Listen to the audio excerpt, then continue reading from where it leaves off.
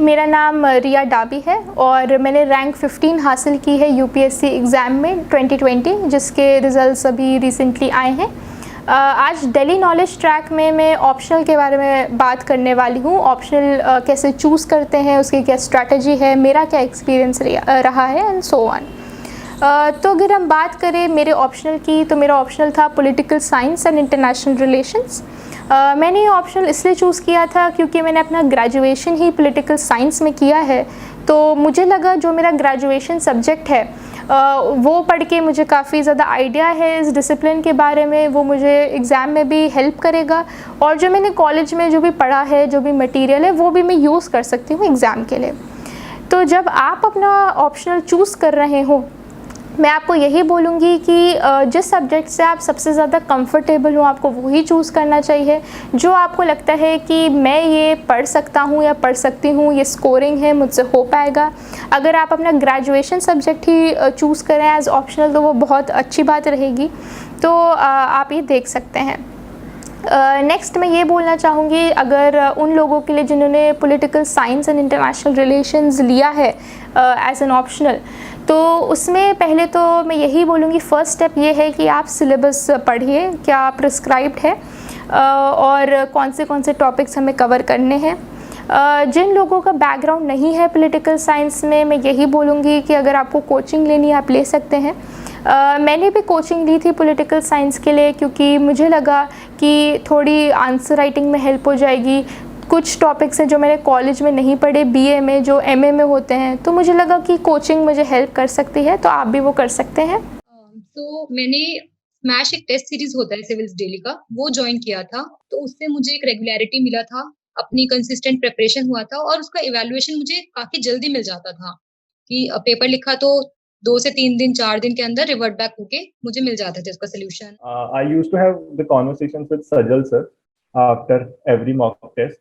I was able to see that what all improvements I have made from the previous test and what all more areas in which I have to work more to secure the brownie points. I enrolled for Smash Mains programs in Civils Daily. It helped me to see my answer writing from a different perspective. Then I understood what my problem was, which they were like Sajal sir was pointing out everywhere that you're writing what you know. You're not writing what is asked for. Instead of writing 50 words, you can use a diagram which will help you gain 2-3 minutes.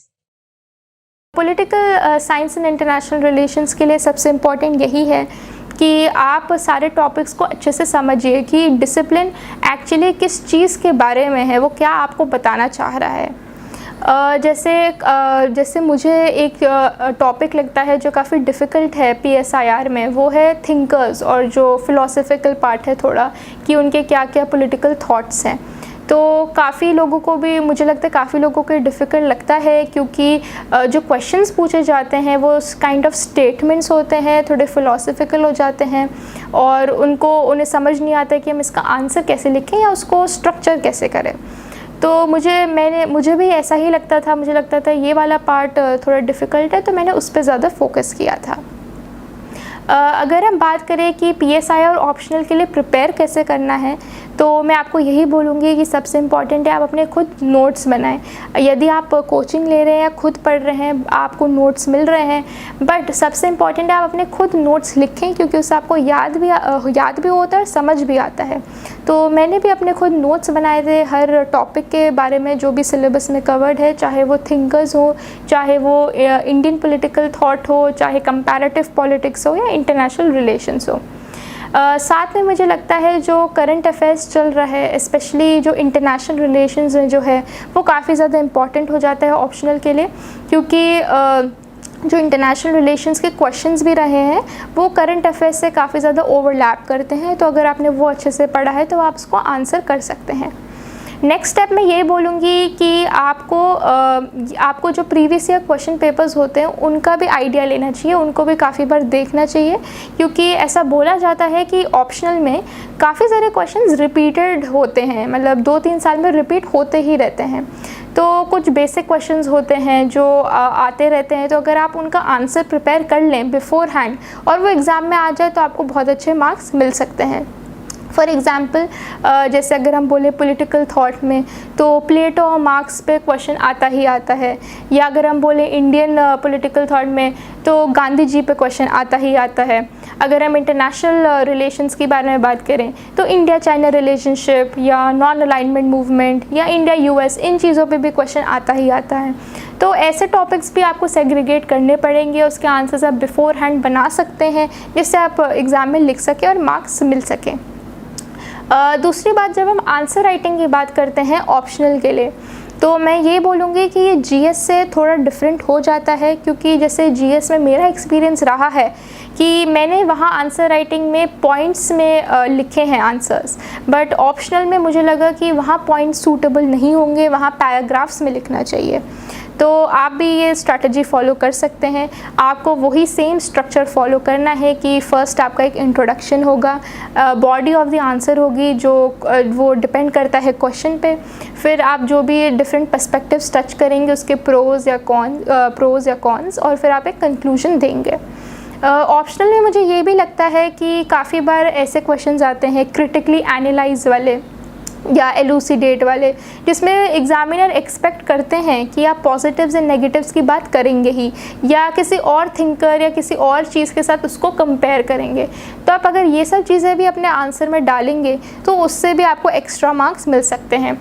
और दूसरी बात मैं ये कहना चाहूँगी कि conclusion को हमेशा बैलेंस्ड रखिए, ऑन द पॉजिटिव साइड रखिए।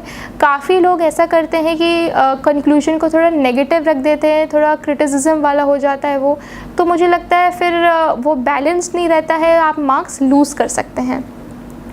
ये सब चीज़ें आप फॉलो कर सकते हैं आंसर राइटिंग के लिए, और इसमें प्रैक्टिस ही सबसे ज़्यादा इंपॉर्टेंट है। आप जितने मॉक पेपर सॉल्व करेंगे, previous year question paper solve करेंगे, उससे आपको आइडिया लगेगा कि आप अपना स्कोर कैसे बढ़ा सकते हैं। अगर हम सोर्सेज़ की बात करें तो मैंने PSIR ऑप्शनल के लिए जो मेरा कॉलेज का मटेरियल था वो यूज़ करा, साथ में जो कोचिंग में नोट्स मिले थे वो भी यूज़ करे, और उसके कॉम्बिनेशन में मैंने अपने खुद भी नोट्स बनाए। तो उससे मुझे काफ़ी सही रहा आंसर करने में क्वेश्चंस को, और आप भी वैसे कर सकते हैं। PSIR में मुझे नहीं लगता कोई एक सिंगल बुक है जो आपको हेल्प कर सकती है, क्योंकि PSIR भी बहुत ज़्यादा डायनामिक है, वास्ट सिलेबस है, तो डिफरेंट चीज़ें होती हैं, डिफरेंट बुक्स होती हैं। तो जो भी आपको मार्केट में सही लगे कि ये बुक सही है, आप वो रेफ़र कर सकते हैं। तो ये मेरी ऑप्शनल की स्ट्रैटेजी थी, और ऑप्शनल के लिए मैं यही कहना चाहूँगी कि आप सोच समझ के ऑप्शनल को चूज़ करिए जिससे आप बहुत ज़्यादा कंफर्टेबल हो। PSIR मुझे लगता है काफ़ी लोगों को इंटरेस्टिंग लगता है अगर वो पॉलिटिकल साइंस के बैकग्राउंड से ना भी हो, और वो GS के सिलेबस से थोड़ा ओवरलैप भी करता है, तो उसमें भी आपको हेल्प करता है।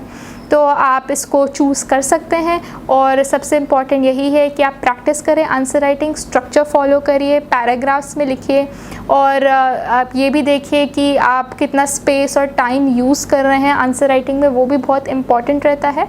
तो अगर आप ये सब चीज़ें फॉलो करेंगे आपको बहुत अच्छे मार्क्स मिल सकते हैं ऑप्शनल में, और वो आपको हेल्प करेगा।